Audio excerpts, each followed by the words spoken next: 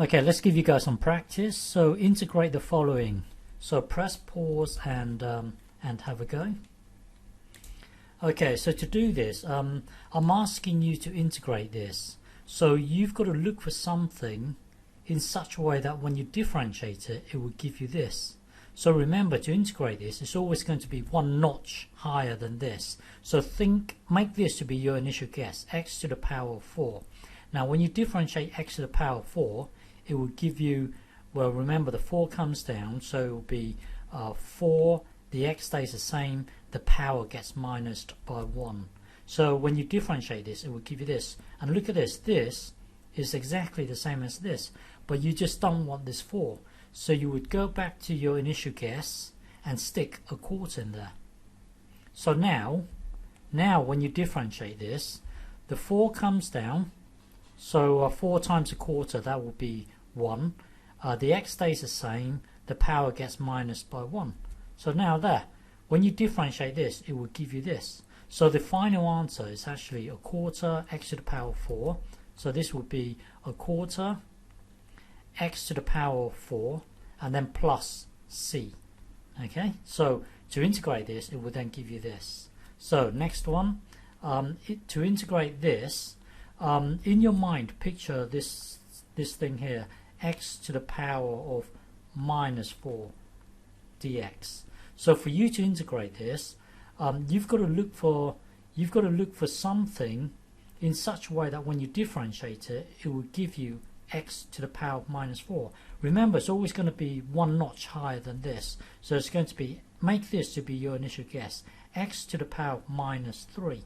Now when you differentiate this, the minus 3 comes down, so that would be minus 3 x, and then this gets minused by 1, so that would be to the power of minus 4.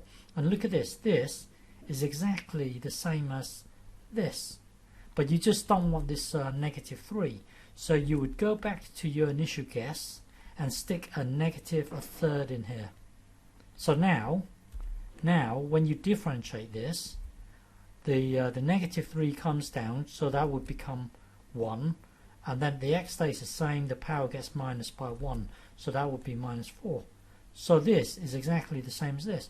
So to integrate this, to integrate it, the answer would be minus a third x to the power of minus 3, and then you plus c.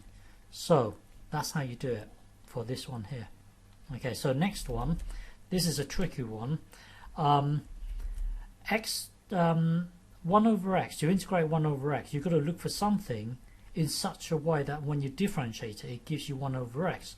Well, in your mind, you should immediately jump to natural log of x, because when this is a special case, it's not, well, if I were to give you x to the power of minus 5, well, to integrate this, you would need to think about one notch higher than this, x to the power of minus 4.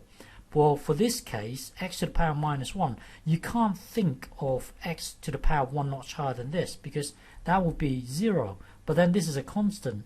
So well, in the case of 1 over x, you've got to think about natural log of x.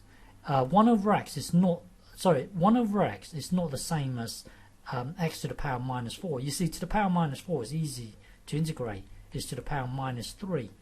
But in the case of 1 over x, you've got to think about natural log. So in short, to integrate 1 over x, you have to think about natural log of x. So to differentiate natural log of x, when you differentiate it, it will be 1 over x. Look, this is exactly the same as this. So to integrate 1 over x is just simply natural log of x plus c. Okay, so this one here. Next one, to integrate this, you have to think of something in such a way that when you differentiate it, it gives you e to the power of x. Well, make this to be your initial guess. Now when you differentiate this, it would be e to the power of x, which happens to be the same as this. So to integrate this, it's just simply e to the power of x plus c. So when you differentiate this, it will then give you this thing here.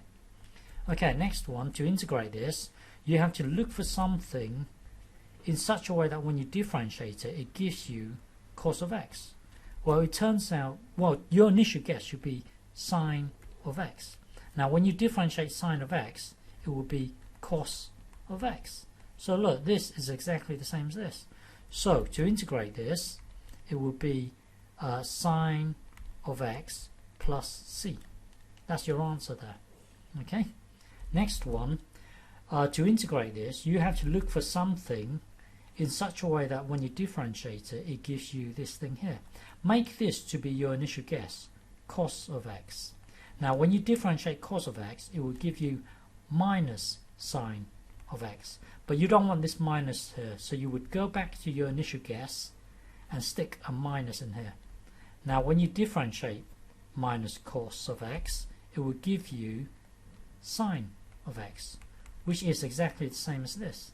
So the answer is minus cos of x. So to integrate this, it would be minus cos of x plus c. That's your answer there. Okay. Next one, to integrate the number 7, you have to look for something in such a way that when you differentiate it, it will give you the number 7. So make this to be your initial guess. Now, when you differentiate this, it will be 7. So this is your answer here. So to integrate 7, it would be 7x plus c. So this is your answer here. And then to integrate x, you have to think of something in such a way that when you differentiate it, it gives you this. Well, make this to be your initial guess.